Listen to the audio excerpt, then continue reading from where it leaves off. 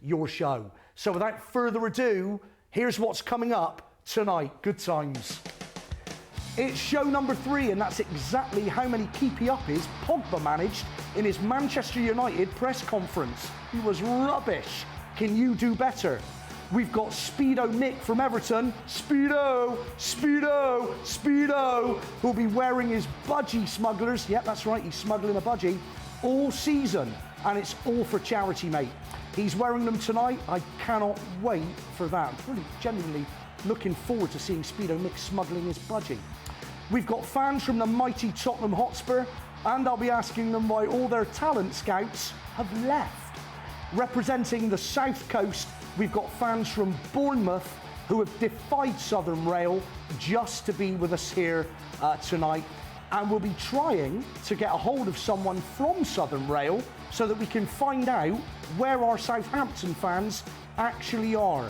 All that and more here on Fan TV tonight. Don't go anywhere. Let's get the show on the road. Please welcome our first 2 fans tonight from Bournemouth. It's Sean, it's Sam. Come on in, boys. Thank you.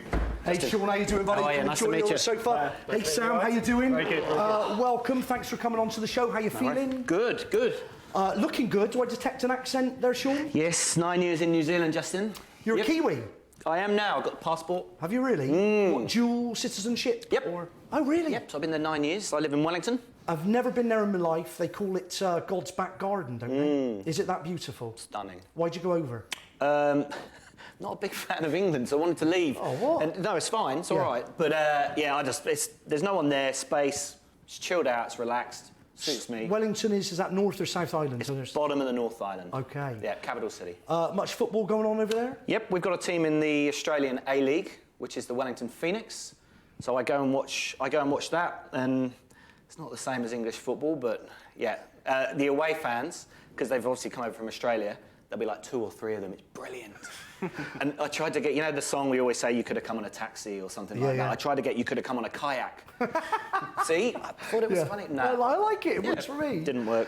So I gathered the one thing you miss the most about England is the football and your team, Bournemouth. Yes. So I'm guessing, obviously, you supported them before you left for New Zealand? Yeah, I had a season ticket for about 15 years. And when I've come back 2 or 3 times, and when I'm in the stand on match day, it's the only real time, aside from when you've family and friends, it's the only time you just go, oh, I miss this.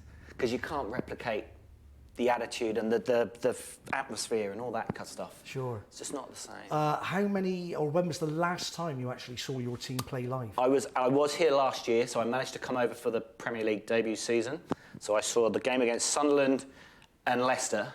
And at the time I thought, fixtures. Saw the champions. I mean, you probably can't believe it. You know, you have to emigrate, go all the way to New Zealand, and all of a sudden your team is suddenly in the top flight. Like, what did they do to me? We were awful. When I left, it was terrible. I'd get up in the night listening to, the team almost about to fold, and then I miss all the good times. He's come all the way from New Zealand to be here with us tonight, Sean. I've got a Sean over there, he's lovely. He's come here all the way from New Zealand to sit on that sofa. Thank you so much for making such an effort, Sean. All right, it's comfy. We've got your pal Sam with us as well. Yeah. Sam, you haven't travelled so far, have you? Where have you come from? No, I haven't. I've come from Bournemouth, so 2-hour train journey, although we thought it was going to be 5 at one point with the old train strike, as you mentioned. But yeah, not too bad. But I'm Bournemouth born and bred. Okay. 34 years old, supported the Cherries since I was 6. So I've been through many lows, not many highs, more lows, administration, receivership, and then the recent highs. So it's all high. I was going to say it's all high now, though, isn't it? Surely. It's incredible. It's it's a different club to what it was. And it continues as well, because let's talk about your pre-season, because you have not lost a game in pre-season. Is that right, Sam? Yeah, that's right. It's been an interesting pre-season. We've mixed and matched. We've still not played what I would say is our full strength 11 yet. We've had a number of relatively high-profile games. The last sort of major game we had Valencia at home. Yeah. Obviously, doing well in La Liga, and we drew 1-1 against them, so that was quite good. We saw Benicophobe get on the score sheet there, our signing from last season, and then not so long after that, at the weekend, we played Angers in France, and we beat them 1-0. So we've been unbeaten. So it's been all right. I mean, that's phenomenal. Talk about the highs. Valencia come over, right? You play Valencia at home. Yeah. This is a club that almost went. You're chomping at the bit. No, it's just, this is such a nuts conversation that we played Valencia and we're like, yeah, drew 1-1. Oh, no. Probably could have won it. It's nuts. You know, Could you have won it? Should you have won it? Either team could have won it, but we were in it. We were in the game. They kept the ball brilliantly, and that's why we picked them, because we wanted to play against opposition that are going to keep the ball. And we had a pretty good shape. But it's just the whole. I guess because I left in the bad times, when I come back, you know, things like having a burger box with the club crest on it amazes me. Yeah. It's like that stuff is exciting. Hang on a minute. You've got a burger box with the club crest. It's got on the box. You're kidding. But How good's the burger? so it's okay. Is it dirty? At the moment, though, non-branded ketchup. Oh, that's terrible. Oh, what? Premier League. Oh, come on now, you're in the top flight. We was having a cup of coffee the other day. It was a branded coffee, and then, you got your burger, didn't you? And it's this cheap... It might as well have been one of those squeezy tomatoes. Oh, That's no, how bad it was. it's That's how bad it awful. was. Yeah, not the greatest, and the burger itself, well, I mean, you could be the judge of that, Sean. It was all right. It wasn't Premier League. So how times have changed. So Valencia are coming over, you're drawing 1-1 with Valencia, and it's a game that you actually think you could have won. Either team could have won it. It's interesting because a few seasons ago, we managed to organise a fixture, and it was Real Madrid at home, and they battered us 6-0, but the town went crazy. We had our stadium filled, and I know we're not exactly the largest in terms of capacity. We had 11,500. Our new stand, was open. Since then, of course, being in the Premier League, you get the big teams coming down nearly every week. Man United, Spurs, Arsenal. So Valencia, it wasn't a bigger draw as what we kind of wanted. It's 8,000 people there. There were still, 2,500 seats. Now, had that happened 3-4 years ago, Sure, we'd have had the same kind of experience as we did against Madrid. But it's one of those things. It's a pre-season friendly, and we all know, they don't mean that much, but it's just as an opportunity to see your team and to see the new players that are coming in, new signings that have been made, and how things are coming along. Yeah. In the case of the Valencia game, do you think Valencia underplayed, or do you think Bournemouth played particularly well? The first half was a typical pre-season game. Both teams kind of there for fitness, knocking the ball around, not much real intensity. Second half was like a proper game of football.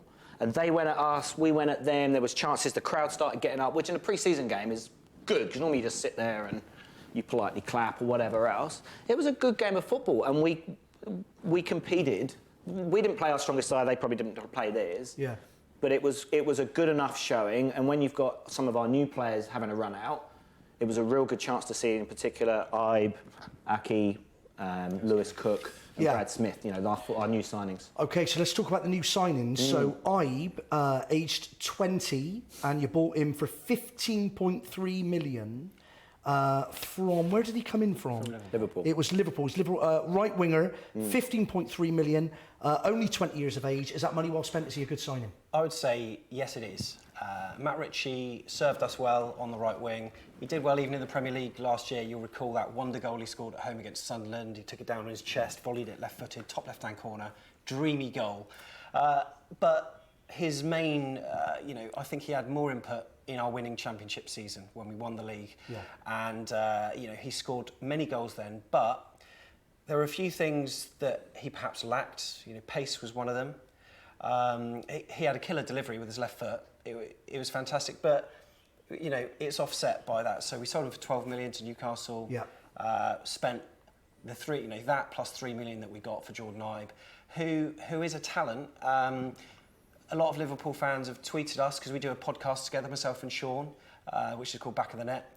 And a lot of fans have tweeted us saying, well, great player, he's got potential, but he can't finish. I think Eddie Howe can change that. We've got a couple, we'll just pause it there briefly, because we've got some tweets coming in. Lewis on Twitter says Bournemouth will have a good season. That's Lewis. Jordan Taylor says they will easily stay up under Howe. What do you make of that, Sean? Will they easily stay up? I think we will, yes. I think last year, we stayed up with, 5 games to go, right? We were thinking it was going to go to the last game of the season. So I'd say last year we stayed up easily, in relative to our team, Yeah. And I think we're stronger than we were last year. Every other club's got you'd say a bit stronger, but I think we could finish 12th to 14th. Well, let's put into perspective the challenge that awaits you. You've got the season opener on Sunday at home against Manchester United. New manager, we're all aware. Huge new signings. How will your team cope with the aerial bombardment courtesy of Zlatan? Yeah, well, that's where we got big Simon Francis at the back, our captain, who's quite a big boy. How big? Big enough. He's a bit bigger than me.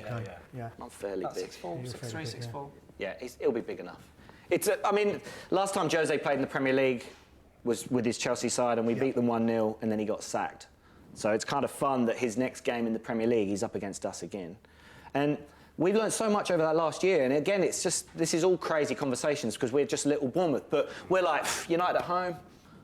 We've had them before. We beat them before at home. I know, this is a wonderful thing. Are you still at the stage where it's just crazy conversations, or is it starting to sunk in? Is it now, oh, come on, we can do this. We should be beating Valencia and we should be beating Manchester United at the weekend? I think it's still crazy conversations.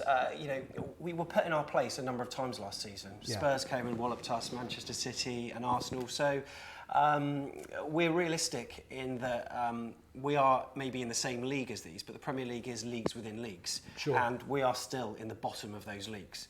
So, there are a number of teams in our tranche at the bottom of the table which we think, we can beat, but we've got the capability of pulling off the odd shock. OK, so let's talk about that then. So on paper, ahead of the season, who do you think you should be beating? OK, well, I would say the 3 teams that are coming up. One of them has done a lot of work in the transfer market in Borough. Hull and Burnley, not so. I would like to think that we could get results against them. There are other sides. I know West Brom have had a bit of investment recently, but perhaps teams like West Brom, Stoke City, you might want to put in a few other names. Obviously, Southampton. Of course, yeah. Come on.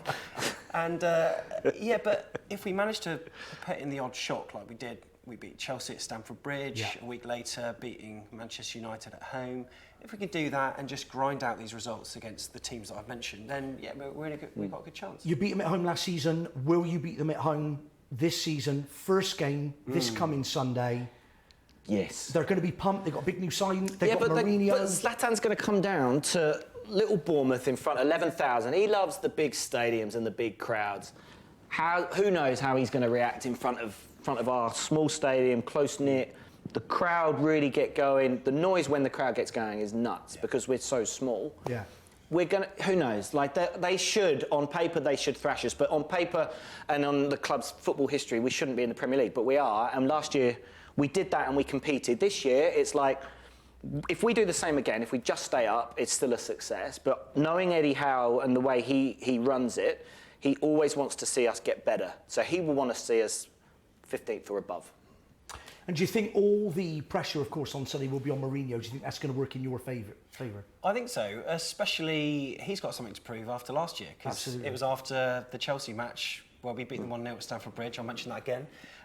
He got sacked. So he's got a lot of pressure. And I think the expectation of the United fans is going to be that they're going to roll us over. I think I saw in the paper that the overall value of the United side was 209 million, and that was before the Pogba signing. 209 million before Pogba? Yeah, so, goodness knows what it is now. Will he play Pogba on Sunday, do you think? I don't know. I mean, he's not exactly had much time to gel in. What do you think? I don't know. I don't think he will. So the one thing we know for a fact is that Pogba's rubbish at Keepy-uppys. Do you see that? Yeah, that's right. 3 Keepy-uppys, rubbish. We're going to talk more about that after the break. Just really quickly before the break, Steve Emerson. Emo's tweeted in. Emo says they made good signings, but worry about defence. He's worried about the defence. We did concede a lot of goals at times last year, and during the pre-season, all the fans have been saying, we need to sign defenders, we need to sign defenders. And we haven't. We've signed attacking players and attacking midfielders. So that is one area where Eddie Howe alluded to yesterday that he reckons we've got probably 1 or 2 more bits of business. OK. And we hope we get a bit more defensive cover. OK, thanks for the tweet, Emo. Love you, baby. I want to talk to you more after the break about the new signings, all very, very young signings coming in. And we'll talk a lot more about Pogba being atrocious at Keepy-uppys. That's it for now. Don't go anywhere. We'll be back in just 2 short minutes right here, Fan TV on Sky 212. Good times. Really rubbish.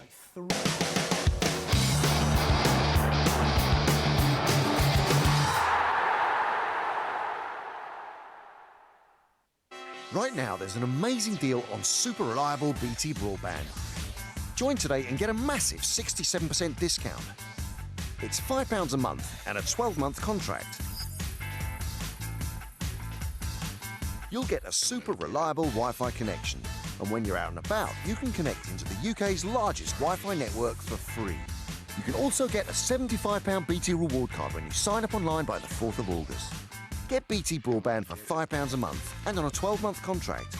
For new joiners discounts, call 0800 800 950 or visit bt.com/deals. How would you like access to over 1,200 pounds of fitness programming free? Hi, my name is Carl Deichler, and I'm the CEO of Beachbody. You've probably seen our fitness solutions on TV, like P90X and 21 Day Fix. And now you can stream our digital library of fitness programs right to your computer, tablet, or smartphone free for 30 days. Just go to bod30.co.uk and get started losing weight fast. That's bod30.co.uk, and I'll see you online. Get even more with the Sky Sports Bundle. More Premier League matches with 126 live games. 3 times more than BT Sport. And enjoy new goals and highlights on your mobile. Plus, get a free 32-inch LG TV and a Sky Plus HD box. So enjoy more this season with 126 live Premier League games, mobile goals and highlights, and a free 32-inch LG TV. Search Sky Bundles or call 0800 151 2776. Sky. Believe in better.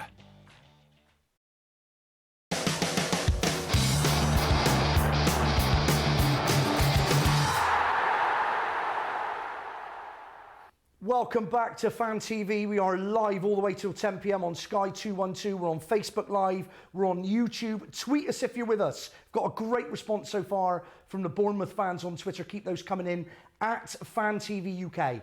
At FanTVUK. Tweet us now. Hashtag FanTVUK. Let's get it trending. And you can Skype call us, of course. The Skype number is Fan TV channel. I've got Sean. I've got Sam back with me. How you doing, boys? Good. Very well. Very well. Could you just remind me, your T-shirt that you're wearing there, Sam, what's that? It is. Back of the net. Yeah, well, that's our podcast that we present Okay. every week, afcbpodcast.com. But Eddie Had a Dream. It's one of our chants that we have. It's the largest sort of chant that all brought us together last year. So Eddie Had a Dream on -17 it starts.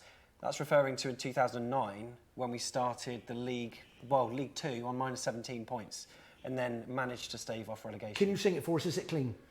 It's completely is. clean. It is. We're the right side of the watershed. No, we're fine. So we can all sing it together? Yeah. Okay. The first words are written here. All right. Eddie Had a Dream? Eddie had a dream on -17. We had no money, so we signed some players on loan. We played from the back with pace in attack. He went to Burnley and then he came back. Du-dub, du-dub, du-dub. Oh, it's quality. Come on. It's a great song. Let's hear it. Let's have it one more time. I'm going to join in. I love this. You got it? You got the Eddie lyrics? Had a Dream. We want your songs. Get in touch. Skype, call us. Tweet at FanTVUK. Skype, call us. Fan TV channel.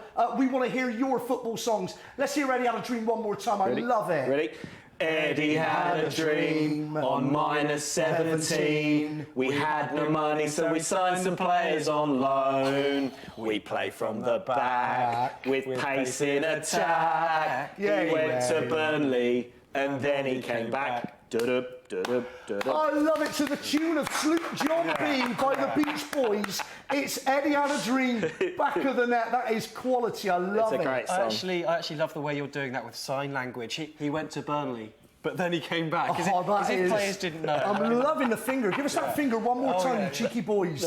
That is, and then bring him right back. That's it. Give it the finger. Let's see that finger. He went Burnley. That's it. And then he came right back. That is, so that's Eddie Howe. Let's talk more about Eddie Howe. okay. I love this character. Why do you love him so much? What has he done for your club, Sean? He's been at the club, so when he was 12, I think he got involved in the youth scheme. And then I remember 442 magazine, when he was 16, did a feature on him, and I've still got it somewhere. Oh. And he was cleaning boots, and it was just this young, fresh-faced little Eddie. And then he was a fan, and he played, and he had great heart. He got in the England under-21 team for the Toulon tournament, and then it didn't quite happen, and then Harry Redknapp bought him for Pompey. Yeah. and then he bust his knee pretty quickly. There's always been a rumour that Harry knew that there might be something wrong, and it was when we needed money. Okay. And it was a bit of cash. Right. And anyway, I could be nonsense, but anyway, but he was there. Is... And then the beautiful thing is that there was guys like Paul Frank and other guys, and were involved in something called Player Share, where we fundraised to sign players, whether they're on loan or whatever, and it was Player Share money that bought Eddie back from Portsmouth, 50,000 I think it was. Literally, the fans bought Eddie back to the club as a player. Then he became a coach, and then reserve team, youth team, whatever it was. So we've just loved him for such a long time. Yeah. And then obviously managed us through a period where there was no one else. There was no one else to have the job. We couldn't afford to pay a manager, which is why he got the job, and that's what they admit kind of happened. And he's just been incredible. Well, the fans and players alike clearly love the man, Sam. What has he done right, particularly when it comes to on-the-field activity? What has he done right? I was about to say I disagree with Sean. I think he's done nothing for our club at all, you know. Not at all. Yeah, he's... On the pitch, he's just got this presence and this calmness about him. He plays football the right way. You know, I think he plays on the deck. Yeah. He likes playing with his attacking sort of left back and right back up the flanks. It's just a really good sort of brand of football. Very exciting, and we're in this sort of place in football. You know, Bournemouth fans recently, we haven't had much to complain about. Off the pitch, there's been a few issues with ticketing and things like that. However, on the pitch, we've had it good for quite a while, and it's a far cry from what it was when it was absolutely horrible to be a Bournemouth fan. You come into work, people would be laughing at you. It's completely the opposite way around now. So, and Eddie Howe is the person that galvanises the whole club together. He's one of those, I would say, you know, almost an old school manager like Alex Ferguson, who gets involved in every different part of the club. Right. He's not, you know, like one of these managers who'll just be there, you know, to manage the football team. He gets involved in also, even the sort of, you know, marketing and the slogans, you know, that run throughout the club. These kind of, you know, inspiring phrases that are written on the walls to get the players and the fans like together as one. And it's not only Eddie. It's with the chairman, Jeff Mostyn, who's our sort of public face, but the main man is Maxim Denham, who's our owner, who's ploughed in the cash over the years. You know, in some ways it's not, but we went up last season having spent, you know, barely any money. People were saying that we're money bags Bournemouth. With the kind of money that, say, Middlesbrough have been spending recently, in comparison, what Bournemouth spent and got promoted with is next to nothing. Yeah, it's a fair point. I mean, they've spent a bit of money, though, the pre-season so far. So we talked about Jordan Ibe, brought in for 15.3 million from Liverpool, right winger. He's only 20 years of age. Lewis Cook from Leeds, only 19, midfielder. That was 5.95 million. Yeah. And correct me on the pronunciation, is it Mousset? Yeah, Elise Mousset. Elise Mousset from Le Havre. Yeah. Again, centre forward, only 20 years of age, 5.53 million. So money is being spent. Yeah. And interestingly, all very, very young players. All very young, and added to that is Brad Smith, who came in from Liverpool, who's a youngster as well. And Emerson Hyman's another youngster who's an American international. Yeah. So everyone we've bought, 19, 20, 21, and he said he needed to bring the average age down, but also Eddie's all about making players better. Like, pretty much every player that Eddie has had under him will either leave us or will just become a better player. So he's always looking at, well, who can I get who isn't necessarily the finished article, but we can take and we can improve, which is why I'm really excited about Ibe, because Ibe already looks like he's a quality player, but a bit inconsistent and probably could work on his finishing or whatever it is. He'll get better under Eddie. So do you think, you believe so? You think Bournemouth is a good home for someone like Ibe? Yeah, I would say so. Josh King, who we signed last season, he's one of our attacking wingers. He got turned into a forward for a few parts last season. We bought him for £1 million, and you could see that he was sort of learning his trade almost again.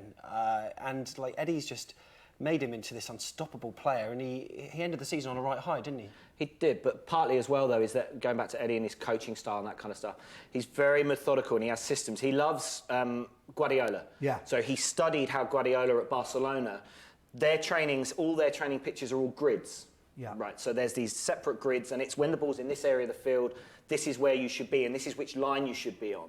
So the way that we play when you watch it is very much when the ball's here, this is where this player goes and this player. So it takes some players time to adjust to that. Sure. And sometimes they don't adjust to that. But Joshua King is a player that during pre-season people were saying, not sure about this guy, he's not going to cut it. Towards the end was probably one of our best players. So all positive regarding the new players coming in. Let's be harsh for a minute, Sam. Yeah. Who would you like to see go out the door? There are a number of players in the middle of the park that I don't think particularly cut the mustard last season. Like who? There are players, and I love them to bits, and they're great. You know, did well in the Championship and previous leagues. There are players like Sean McDonald. Now he's a Welsh international, centre midfielder. You know, his lack of game time in the Premier League last season probably prevented him from being in the Wales squad for Euro 2016. Yeah. Kane, similar. He's a centre midfielder, plays for Republic of Ireland, and I think he got found out a little bit because our main midfield two last season were Harry Arter and Andrew Sermon, and whenever they played, we looked very solid. However, Harry Arter picked up an injury at the start of last season, so Yoon Kane stepped in, and he got found out a fair bit. Our first couple of games of the season, we lost at home to Villa, who ended up getting relegated, and I look back at that fixture thinking, how didn't we win that? And then we went to Anfield, lost 1-0. Probably shouldn't have lost because we scored a goal, but that was disallowed. Yeah. And also Liverpool's goal was very dodgy as well. However, again, he got found out. So I would say our centre midfield's where we've needed to strengthen. We have now by getting in Lewis Cook. Yeah. Our next bone of contention is the defence, especially at the centre. Tommy Elphick, our captain from last season, he's gone off to Aston Villa, and we've not really replaced him. Tyrone Mings is coming back from injury. Elphick was a big loss for you, wasn't he? Because he's such a hero. Big loss. Yeah, but I think what was good about Elphick going was that he was absolutely loved by the club. He was the skipper, and he was the story. He came through with the story. What sometimes gets levelled at Eddie is that he's too loyal to his players. And last year there were times when fans were saying, this is all very well and good, but Eddie's too loyal to the players. When we started the first game of last season, I think 10 out of the 11 had played the year before. And people were saying, well, maybe we've got some new faces. Elphick going, for me, was a good sign that with all the love for Tommy, he wasn't going to be a regular. He wasn't quick enough for our division. He got found out in some games. And he wasn't going to start. However, I'm going to say, I'm going to miss him dearly because I don't know if you've seen it before. It's on a few sort of like viral videos. Tommy Elphick's got this superstition. Right. Every time he goes onto the football pitch, he runs straight up to the goalpost in front of the home fans. Yeah. All the rest of the players, the other 10, are having a photo together and taking off their tracksuit tops. Tommy is, he's basically touching the goalpost up and down with his feet and his arms, and he's tapping it along the sides. With his feet and his arms? Yeah, he is, and he's just getting a feel for it. And he said, and he does that before every game. Bizarre. To zone, bizarre. Yeah, to zone right in. Right. On the match and to sort of focus his mind. And I know it's a really small thing, but I don't know, that sort of galvanised the fans a bit. I really enjoyed that. You weren't there to see it anyway, Sean. So we're going to miss the post tickling. Right, so hang on a minute. So basically, his teammates are all posing for... All the photos are only 10 players last every single however many years. Because Elphick is abusing the post. Yeah, he's there touching it up and down. Just touching it up? Yeah, that's right. I've never turning heard the his like. back. It's just... Oh, yeah. And not just the hand, just saying feet as well. Oh, feet as well. He's turning his back and he's bashing his feet on the post. Is he facing it? Is he licking it? What's he doing there, Elphick? He's getting pretty up close and personal. I mean, there was an ex-girlfriend of mine that, I'd be dancing like that. But, Okay, cheeky. That is a long time ago. So that's Elphick's sort of pre-game ritual. Do you boys have any pre-game rituals, Sam? Not particularly. I love listening to the radio and love listening to sort of phone-ins and stuff like that. There's a local place called the Cherries Cafe that do, lots of fry-ups, and I like, popping in there for a coffee. I like getting to the stadium nice and early, walking around it. We've got a tin pot stadium. It takes about 30 seconds to get around it, but no, it's very small. Behind one of our stands, we've got a wall which has got lots of photos of AFC Bournemouth teams and players from the past, so you can you're sort of walking down memory lane, and it's quite nice. You're standing and looking. People are always having photos next to it and seeing players from yesteryear. And I always have a sort of walk around the stadium and maybe have a lager or two, and then just one or two, crazy. Mad cap, yeah. And then straight on in, yeah. How about you? Any New Zealand-based? Well, it's a bit different because the kickoffs are between 2 or normally 3 or 4 a.m. Yeah. So it involves a lot of tiptoeing around. I tend to try and go to sleep. Yeah. And then it's tiptoeing around, kettle goes on, cup of tea, normally 2 cups of tea, stay awake. Lovely. And then what happens is you get all buzzed up on caffeine and on the game, and then when it finishes, you've got to try and go back to sleep after because you've got work or whatever on the next day. But then I would imagine, Sean, of course, if you score, then, you know, the tiptoeing around goes right out the window. Luckily, my partner and our little baby both now Bournemouth fans. Oh. So she's a Kiwi and was a football fan but wasn't a Bournemouth fan, but now is fully into it. And we all came as a family last year and we got to meet Eddie. And Tash, my partner, beforehand was a bit... I'm not really into this celebrity thing and hanging around the training ground and we're meeting all these players and all that kind of stuff. And she was like, can we go now? And then I was facing her and Eddie came around the corner and she just went bright red and was like, it's Eddie. And was totally starstruck. She knows. Because it was the special one, the real special one, as he's called. The actual special one. But that's my routine. There's a lot of tiptoeing around, a lot of teas. Okay, that's lovely. I want to hear what your routines are as well. You can tweet us at FanTV UK. Let us know if you've got any kind of pre-match, pre-game superstitions or rituals, a little bit like Elphick, who likes to caress the post. Your word, Sam. Not mine. Then tweet us at FanTV UK. You can Skype us, of course, on the Fan TV channel.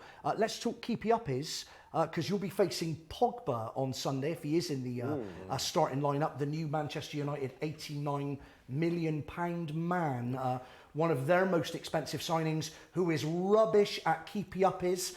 Last night on Toby's show right here on Sky 212 Fan TV, we got one of our viewers who actually managed, I believe, 3.5 Keepy-uppys. He's better than the £89 million man, Pogba. Have a look. That's better than Pogba. That's better than Pogba. It's still rubbish. It's still rubbish. Yeah, that's a given. It's still rubbish, but he's better than Pogba. £89 million. Now, based on that guy there, we're going to try and get his name. We think it might be Craig, not entirely sure. Yep. Based on that chap is worth 110 mil. 110 large. Let's have a look. Look at that quality there. Eh? I love that. And look at his face there. He's saying, sniff it, Pogba. Sniff it, £89 million. I'm worth 110. 3.5 Keepy-uppys. Guys, stay right there. Don't go anywhere. This is great. We will be back here on Fan TV on Sky 212 in 2 minutes. Good times. 3.5 beats Pogba.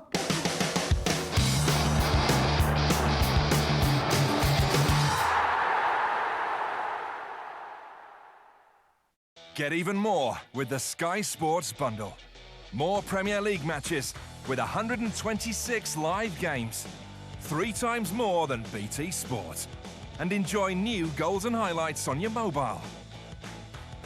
Plus, get a free 32-inch LG TV and a Sky Plus HD box. So enjoy more this season with 126 live Premier League games, mobile goals and highlights, and a free 32-inch LG TV. Search Sky Bundles or call 0800 151 2776. Sky. Believe in better. Can we get travel insurance even though some of us take medication? Sure you can. But I've got my hip. And I've got my high blood pressure. And I've got... Nigel, can we all get cover?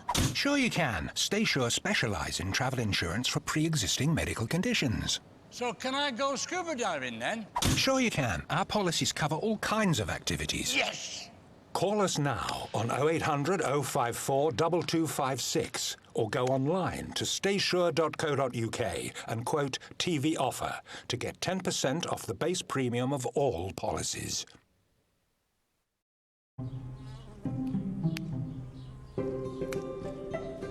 Growing strawberries is about patience and choosing your moment. When our strawberries are ripe, it's a race against the clock to get them picked when they are at their prime freshness. We can get these strawberries picked, dispatched and into the little store the next day. Well, most of them anyway.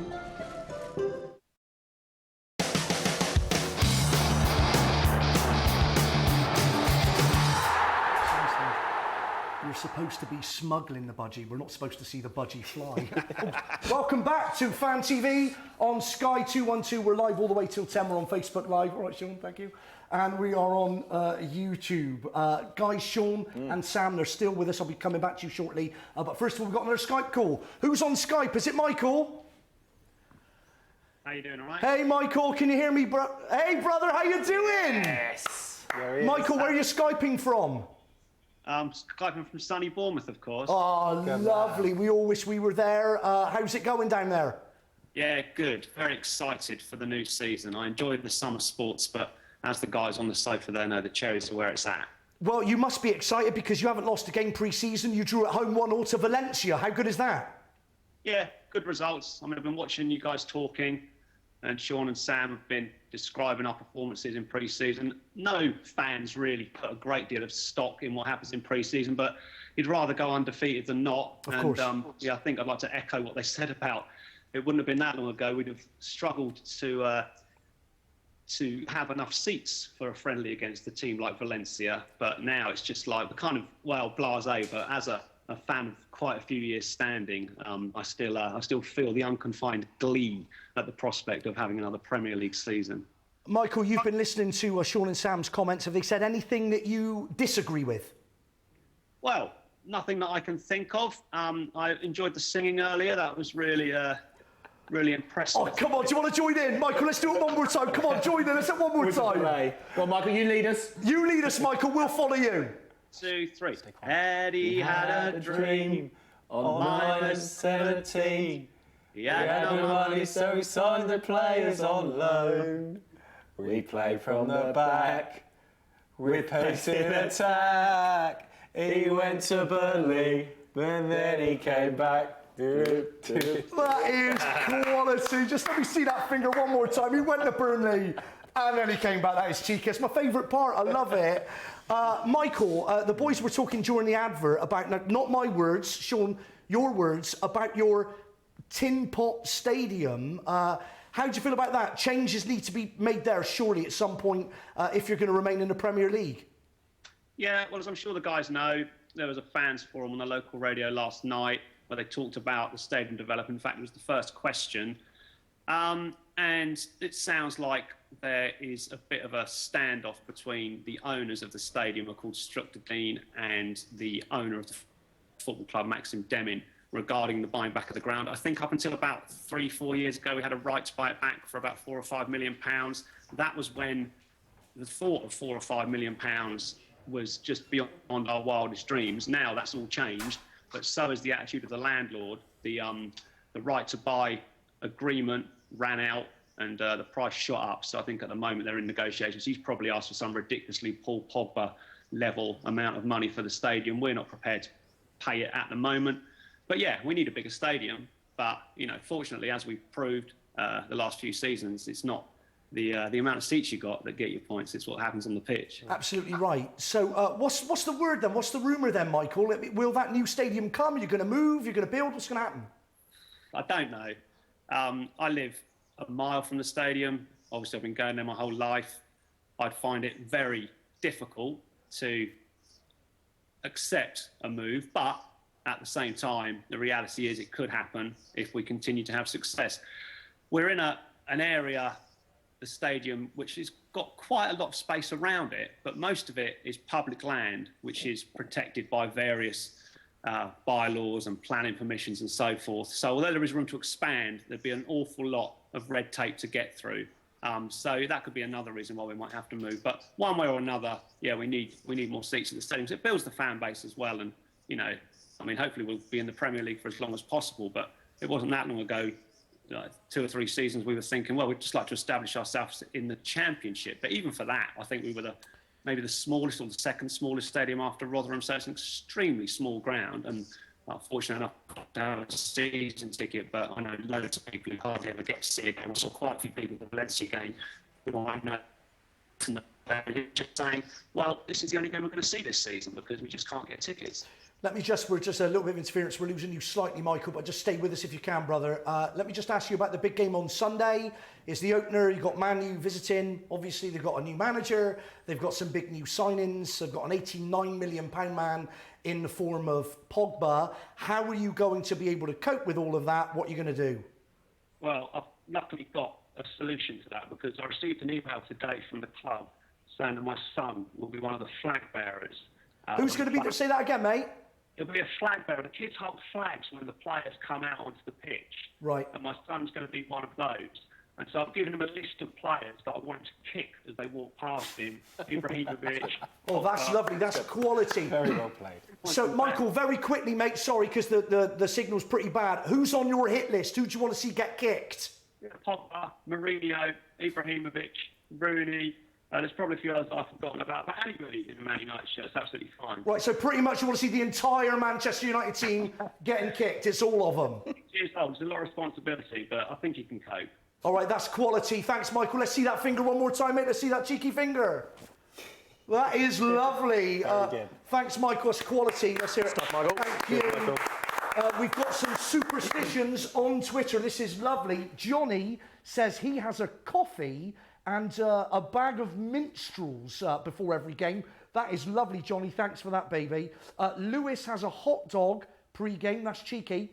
And all things HCAFC kisses his season ticket. Is that with or without tongues? Get back in touch, please. Retweet at FanTVUKHC because we want to know whether or not you tongue that ticket.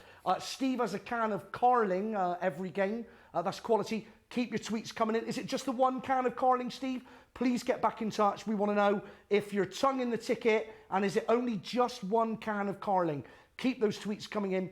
At FanTVUK is the Twitter handle, and you can Skype call us like Michael. We'd like to see your finger. The Skype channel is Fan TV channel. Boys, let's talk about Callum Wilson. Now, big player for you. Yep. So unlucky last season. He played, how many games did he play last season? Handful, was it, Sam? Yeah, not many. He, I think it was, I don't know, 5 or 6 or something. At the beginning of the season as well. That's right. So pretty much he's been out for a year. He missed virtually the whole of the season. Yeah. He's back. Is he fit? Is he ready, Sean? He is. He's fit and he is ready. And it was such a loss last year because what was interesting, again, we talk about Eddie making players better. When Callum started, the first couple of games, he was getting in the box and he wasn't getting his shot away. He was taking too many touches. They worked on him shooting quicker, less touches. So when it's there, you haven't got the time. In the Championship, you can take 2 touches. You can't in the Premier League. And what was amazing, it was when you watch his goals, that he simplified it and it was as soon as he got it, bang, it was in. He's big, he's strong, he's quick, he doesn't seem to have any fear, and he was tucking the ball away, and then you could almost cry at that Stoke game when he went down because you knew, you just thought, this isn't a good sign, and he tried to play on, and then he just collapsed. And our season after that, for a while, just because then we had Max Gradle, Tyrone Mings, both went out with serious knee injuries, and our entire side just folded. And I remember somebody tweeted saying that the biggest shame about this season is we won't get to have a fair crack at it because all the players that we got. But for him to come back, play some games towards the end was brilliant. And, I mean, he could be... Wilson.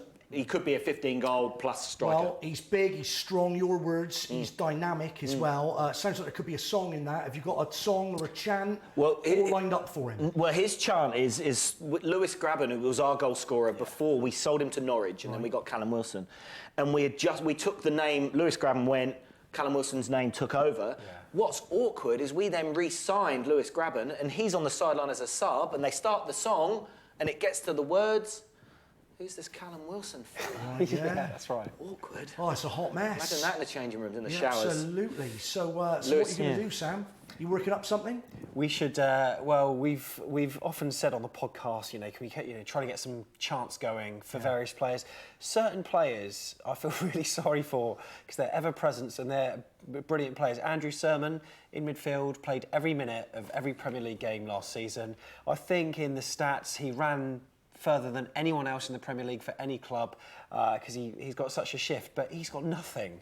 And he's been superb for us. Simon Francis, the captain. Recently there's sort of been this Frano, but it's a bit of a bit part chant, really. It's rubbish. You're just shortening his name. Do better than that. There needs to be something more, and there's a few players. Fans do need to club together. Arrange an AGM, something. We need to do something. Guys, I'll tell you what isn't rubbish, and that's our celebrity wash bag. I don't know if you were watching on a Tuesday night our launch show here on Fan TV, but we got a celeb wash bag. We've got another one again. Sean, if you'd like to come in for me, mate, I think it's in that blue locker. Sean, our floor manager tonight, is just going to come in. It's a great name. Lovely, Sean. It's quality name. You're right, Sean. I think the celeb wash bag is in that blue locker. Thanks, baby. There we go. I love you, my sweet baby cakes. Thank you. Love you, sweet baby. That's a beautiful bag. It's a beautiful bag. It's not mine. It belongs to Sean. You should see his fanny pack. Touch me. How class cheeky that is. He loves it. So let's take the first clue out of the wash bag. I'm going to give you several clues tonight, one at a time, of course. All you have to do is tell us who you think this wash bag belongs to. Tweet your answers to @FanTVUK. Skype call us, of course, on the Fan TV channel, but tweet your answers to @FanTVUK. Let's open up the cheeky wash bag and see what clue number 1 actually is. Looking for clue number 1. I'm not sure what clue number 1 will actually be. Let's have a look.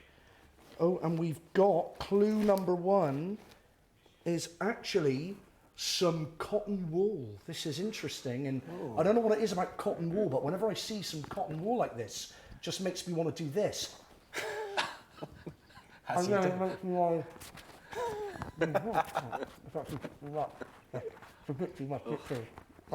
It's nice on the beard.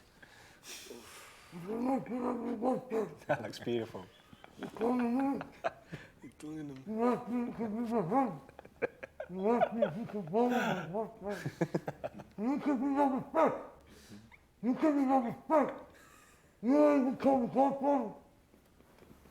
here and you gaze my son brain. You want to be the bottom and doesn't work right. And you give me respect. So I think it's fair to say that's a quality clue. No, thanks very much. Come on. Thank you. That was from Dumb and Dumber, right? Absolutely. In case any of you were wondering at home, that's my impression of Whoopi Goldberg. So I'll just put the celebrity wash bag down there. We've got another ad break coming up. Don't go anywhere. Our ad breaks are short. Stay where you are. This is Fan TV live on Sky 212, Facebook Live and YouTube. I've got 2 quality guests. Keep tweeting, keep calling. We'll be back in 2. Good times. It wasn't Whoopi Goldberg. It wasn't.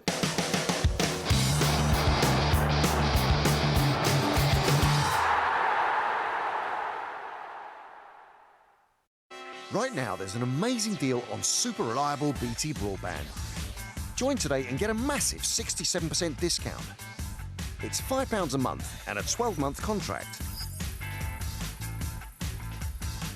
You'll get a super reliable Wi-Fi connection, and when you're out and about, you can connect into the UK's largest Wi-Fi network for free. You can also get a £75 BT reward card when you sign up online by the 4th of August. Get BT broadband for £5 a month and on a 12-month contract. For new joiners discounts, call 0800 800 950 or visit bt.com/deals.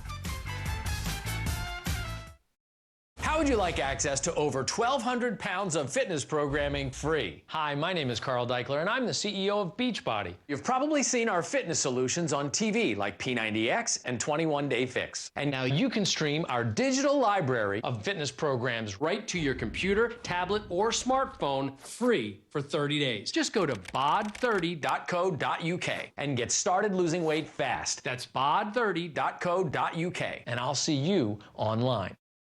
Get even more with the Sky Sports Bundle. More Premier League matches with 126 live games, 3 times more than BT Sport. And enjoy new goals and highlights on your mobile. Plus, get a free 32-inch LG TV and a Sky Plus HD box. So enjoy more this season with 126 live Premier League games, mobile goals and highlights, and a free 32-inch LG TV. Search Sky Bundles or call 0800 151 2776. Sky. Believe in better.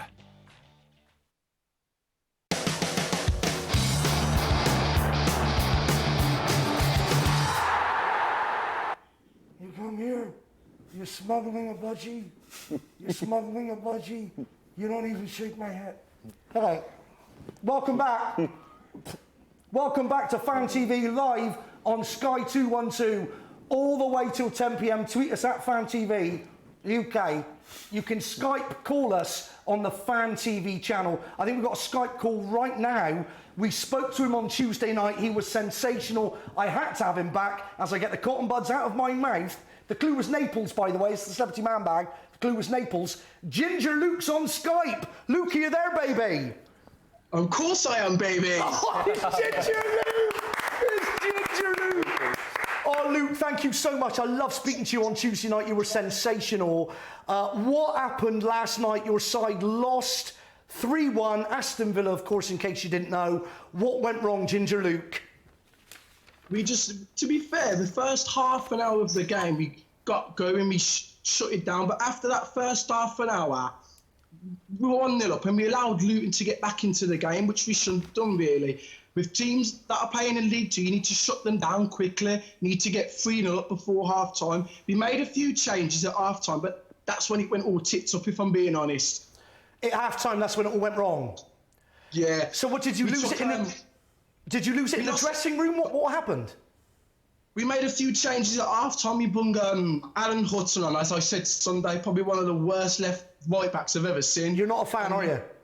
No, I'm not a fan of Alan Hudson. We put Michael Richards in a centre-back position. He's not a centre-back. He could sit halfway through the second half. He was going way too forward, and we just got caught on the counter, attacked too many times, and they were far better than us. They were superior. Here's the thing, Luke, with Di Matteo. Let me ask you this, because we spent a bit of time talking about him on Tuesday night. Has he got, when he's under the pressure, at half-time, has he got what it takes to be able to turn a dressing room around and inspire the team to go back out and do the business second half when you're up against it?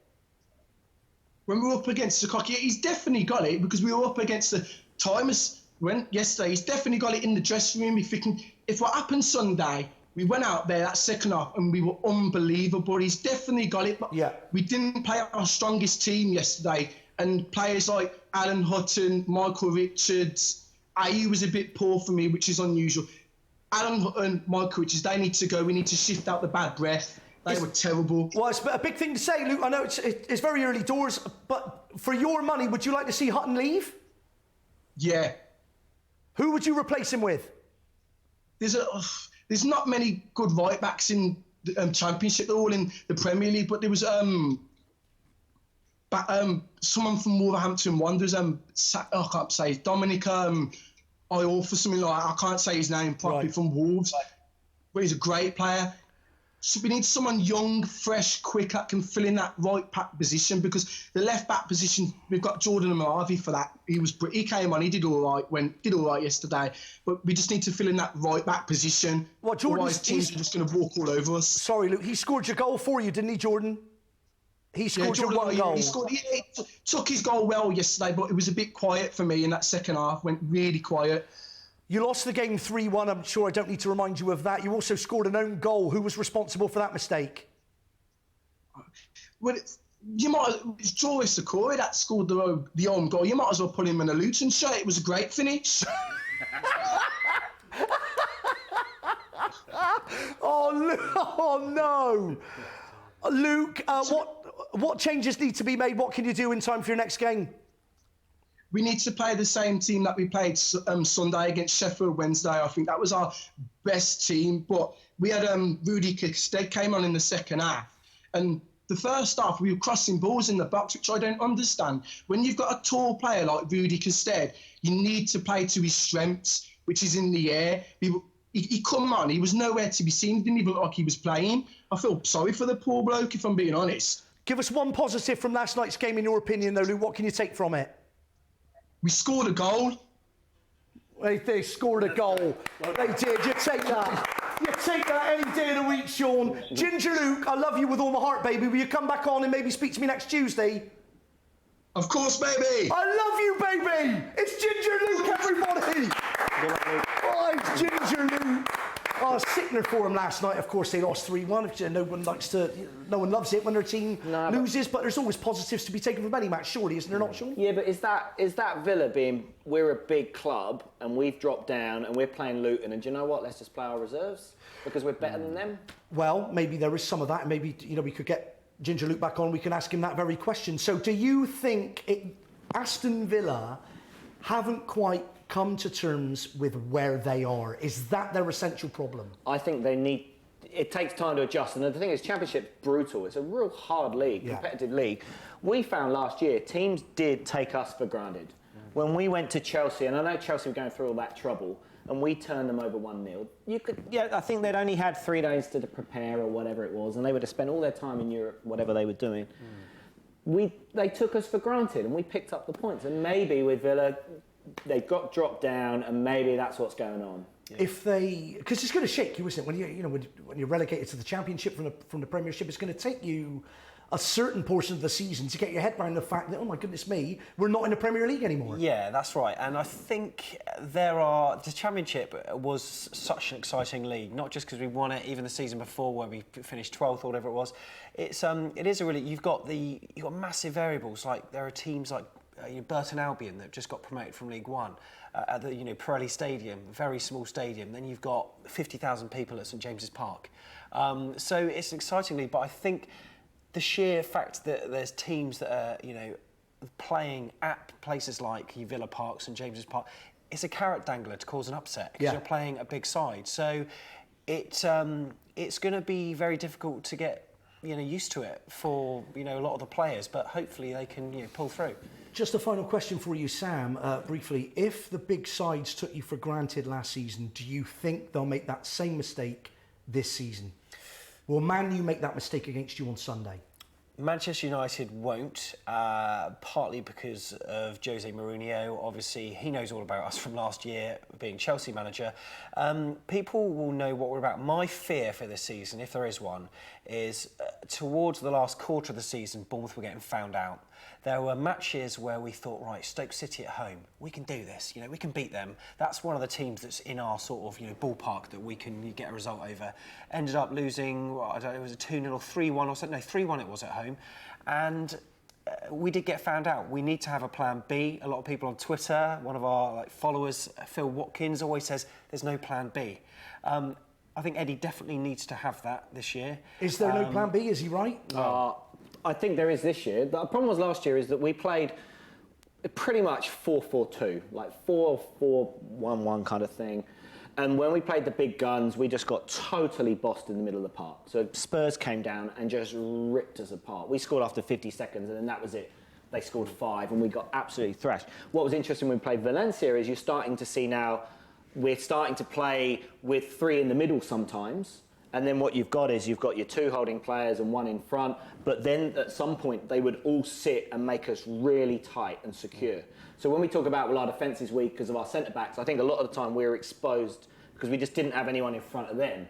And when you're one-on-one with Zlatan or whatever, well, that's a pretty tough game, right? Absolutely. So that's the only thing that I think will change this year. I think we learnt a lot last year.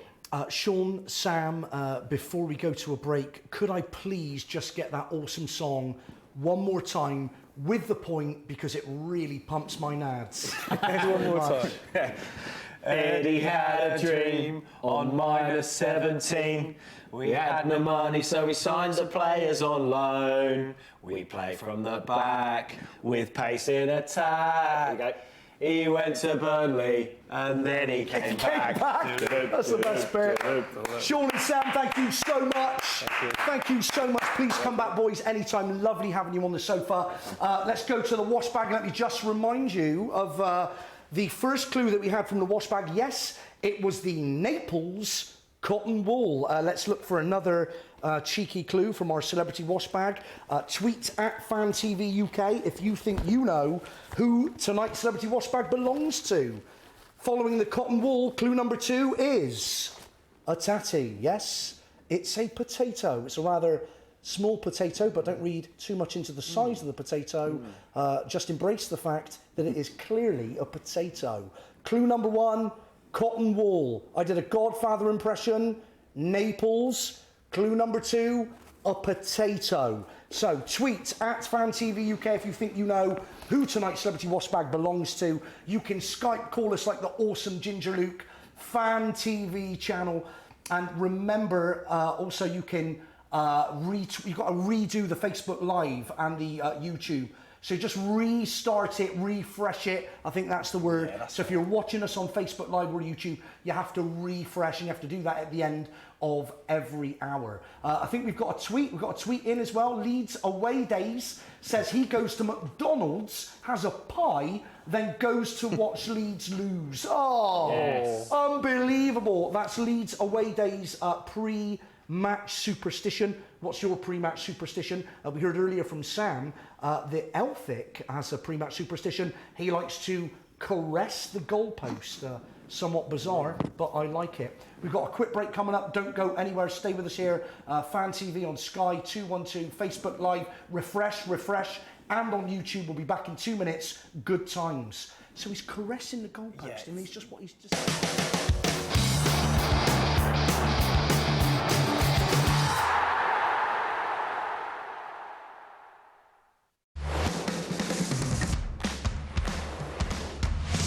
We've beaten in. Georgina, lovely to meet you. How you doing? Lovely to meet you. Please take a seat.